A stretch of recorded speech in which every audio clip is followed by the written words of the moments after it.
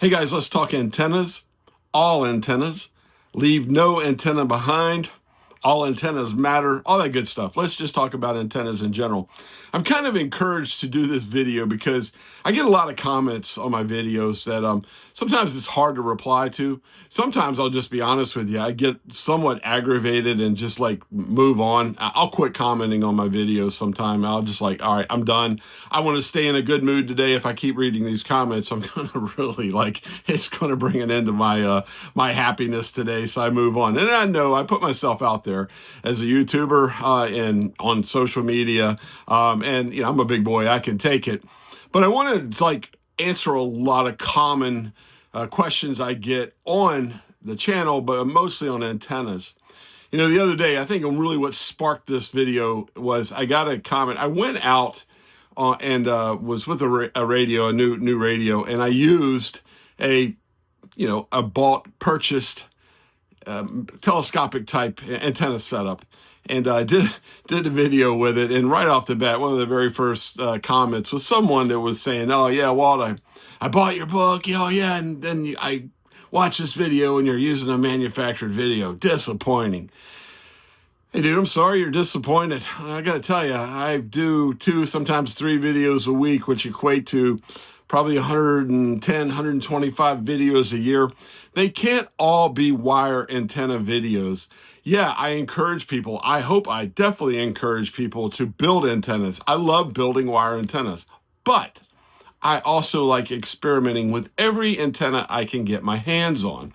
So with that said, if you've purchased my book, which is primarily a wire antenna book, thank you. I hope you enjoy it. There's about 15 plus. Some of these antennas can be built at different lengths for different bands, what have you, but there are a lot of antennas in there you could build, and I encourage you to do that. I love doing that. As a matter of fact, for almost every antenna in that book, I probably have 4 or 5, maybe up to 10 videos on each antenna alone where I've built it and used those antennas. So it can't always be that. Enough about me whining about that. Now let's talk about every antenna. You know, I've had a lot of fun lately with some of the telescopic type antennas, the JPC 12 especially.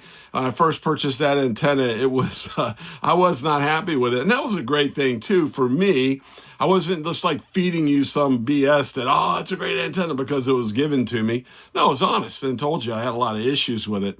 And since then, I had replaced the bottom and put it out. Someone goes, you know, if you separate the counterpoise wires, you would have a better luck with that, mate. I'm like, yeah, I know that. I think I understand how counterpoise wires work. I think the first time I used it, I was down in salt water and only kept the thing together and used it as one. But anyway, that's one thing. I like that antenna greatly because it's been something I could really experiment with. I've rebuilt the bottom. I've got parts for the radials and the ground plane and had some fun with that. I just recently did a video where I put a capacitance hat at the top of it and played with that. So fun antenna. No, I didn't cut the wire. No, I didn't build it myself. And to be honest with you, with my wire antennas, I use purchased Ballons and Ununs. I don't build them myself, although I do have a kit. I'm going to build one soon, a 49-to-1. But I'm kind of what I want to get at is those antennas matter. They're fun. And for people, there's a lot of guys that don't have the space and can't put up a 10-meter DX Commander pole and put a wire on it. They just don't have the place to go out and play or whatever, but they could get an antenna like that in a smaller space and put it up. It's one reason why I've been using those type antennas lately as well. I did have some other fun with those type of antennas with the JPC 7. You know, I put that up and used it in a dipole configuration, and that was fun. The other one, well, I think it's the MA12, which is like an inverted or a vertical V type, not really inverted, the other way around, vertical V antenna. I had some fun with that one as well. So I had fun with a lot of different antennas. I've got some ideas going forward that you're going to see. I want to do some more me learning and trying to use and get my hand on every antenna I can. I got some antennas I want to sketch up, just like I've done the basic simple single wire antennas. I'm going to start sketching them up, and I got some antennas I want to build. Right off the bat, one I built before, but I want to do it on the beach. I've never done it. Was an end-fed half square I want to build that antenna and have some fun with it. I want to build a traditional half square where it's fed in the corner, in one of the upper corners of that. I want to build that antenna. I want to build a Moxon. I want to build one myself. I want to build a bobtail curtain. If you're familiar with that antenna, I want to build it myself.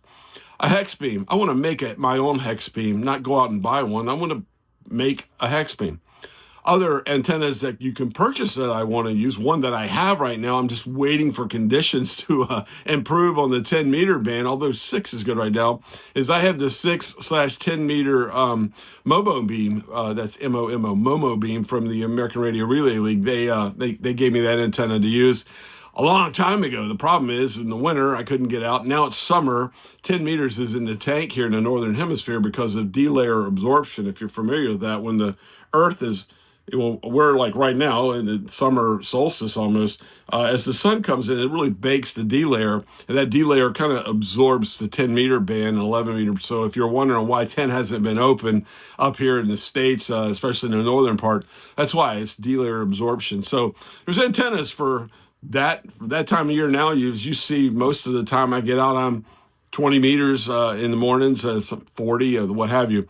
That's another thing about antennas as well, is different situations, different locations, different time, different band conditions call for different antennas. So that's another reason why you won't see me over and over and over just using a wire antenna. But getting back to some of the antennas I want to build, I did mention a Moxon. I'd like to build a Moxon in a vertical, situation. Instead of the Moxon being a horizontal Moxon, build it vertical over by salt water. I think that would be a lot of fun as well. But that's what I'm all about, and I want to kind of encourage you to don't listen to people, especially people that they're just sold on this one antenna and they think it's the greatest thing ever. I don't listen to them.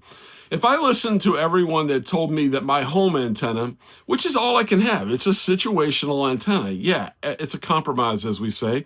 Every antenna is a compromise. But I have at home, right here, right out my back for my base station here, I have a Sigma Eurocom HF360, which is no radials, whatever. But with me, it works well because I understand how to make it work well. I'm over a metal roof. I used a great long length of coax to give it so it could use the coax as a counter. That's just it. I didn't listen to all the experts. I got on social media when I was looking into this thing and everybody told me it was a dummy load. Meanwhile, I've spoken, all over the world, around the world, with that dummy load. Another antenna like that was the little tram. I think it's $14.99 or whatever. The little tram 10 meter antenna. I have that. I've used that a few times portable. Everyone screams and hollers and says that it works. It doesn't work. It's junk or whatever. That's funny. I put it up on a pole sitting in my Jeep and talking from here in the United States down to the southern tip of South America. So it worked. You got to understand how it works. So when you see people, they get on and they say, that's a dummy load or whatever. It's kind of crazy. You know what? To me, I look at that person and say, you know what? It works because the dummy load is the dummy that put it up and didn't understand how to make it work and how to do it. So if you've got an antenna that you're interested in, get it and build it and or put it up or what have you and make it work. If it doesn't, start finding out why it's not working and make that thing work for you.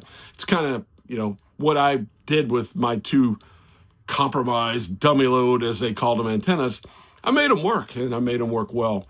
And that's kind of what I like to do is to get out and have it. Now, recently I did a video, and I think it was a couple videos ago, I built my favorite vertical wire antenna, the vertical half wave. And I mentioned in it, and I think it's even in the title, I said, build the best antenna for DX by the book. And that meant for the book itself, my antenna book, my wire book, Salty Walt's antenna sketchbook. So I built this, and I'm kidding. I got some crazy comments on that. People are talking about, rotatable double rhombics and just, off the wall, some just ridiculous antennas. I guess, hey, if that's your idea of the greatest antenna ever, that's great. But, I'm actually building this one. This one's in the book, as I said, and making it happen. So people always have an opinion, and good for them. Everyone can have an opinion. But I like to keep it real and have some fun and build things and hopefully encourage people to get out and do the same. I'm learning as well, and I'm not a. I love antennas. I wouldn't say it's my number one love. My number one love is propagation and the Earth itself. I mean, I get another comment I get all the time. Yeah, that antenna. I wonder how it would work if you were, 100 miles from the ocean. And good for you. You got the ocean working for you. Big deal. Whatever. That's the reason why the channel is called Coastal Waves and Wires. My number one interest is propagation by the sea. I've done some pretty intense study and tried to find everything I can on the effect of salt water on a radio signal. That's really what I like doing. The tool to find out what's going on is the antenna, but I'm really into that and done some search through oceanography text. It's funny, it's where I found the most valuable information for conductivity. Water temperature has something to do with it, salinity. What's going on, the waveform and the conditions of the water around the antenna. I've also discovered in the last year or so that smooth water around it, I get better results than I do when the waves are crashing in on me. And that's because that's my ground plane. It's like trying to use trees and bushes as a ground plane versus the ground. You know what I mean? It's something flat and smooth. So that's one of my other things that's really what I love and why the channel is called Coastal Waves and Wires.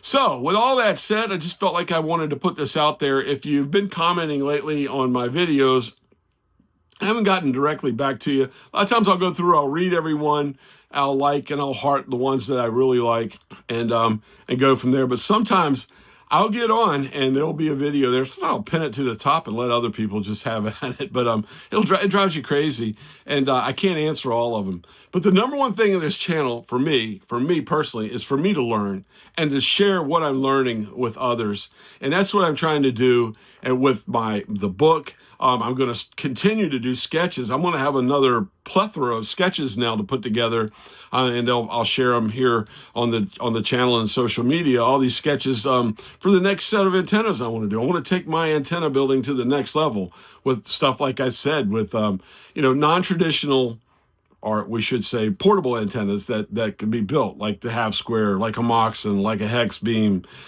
different forms of the delta loop, and just different things. I want to try a lot of different things, and we'll do some more study in antennas and go to the next level with them on the channel here, and you'll see that. But you will also see, and I promise you this, you will see a lot of store-bought antennas or antennas that were offered to me. And one antenna that was offered to me, usually when anyone offers me an antenna, I jump on it. But that one antenna that was offered to me was what you saw the other day, and I like it, the HF009 from Zygu. There's another one. I get corrected on that one all the time. It's pronounced Shigu, okay, or Shegu. I don't care. I'm going to call it Zygu. Like over 70% of everyone else in the ham radio calls it. It's English language. That's how we call it. Yeah, that's how I pronounce it. If you have a problem with that, I guess you'll just continue to keep telling me that in the comments as well. It drives me crazy. Some other things as I'm sitting here thinking about it, real soon you're going to see me out with a really cool phased verticals, phased quarter wave verticals. I'm going to get out and have some fun with those as well. I do have a receive loop that I received from a company, so we're going to check out the receive loop. Really looking forward to that as well. I do have a receiver, a shortwave receiver. I know this one's going to really drive people crazy, but I'm going to do a review on that. What I do when I review stuff is I accept it if it's something I would want to use, that I would consider buying. If not, I don't accept things. The other thing I do with a lot, and pretty much all that you see on my channel, is every month I'm monetized. I take the money that I get from AdSense, Google, I take that and I buy all radio stuff, and probably most of the stuff you see here in my shack is pretty much purchased that way, because I like to reinvest into my learning and equipment that I want to use for here in ham radio. So that's how I do this. I'm not, I'm monetized, I'm making money, but I'm not making this money to live off of. I'm making this money to keep growing and growing and growing, increasing my knowledge and helping others increase their knowledge in ham radio. It's really what I'm all about. It's what the channel's all about. Anyway, thanks for the rant, listening to me on the rant. Every once in a while, I'll get on here and drop a rant like this. Felt like putting this rant out today just to kind of get things off my chest and talk about it. If you're into ham radio, portable ham radio, radio by the sea, POTA, I do some POTA, all things HF ham radio. Please like and subscribe. And until next time, I'm Walt, K4OGO. Stay salty, my friends.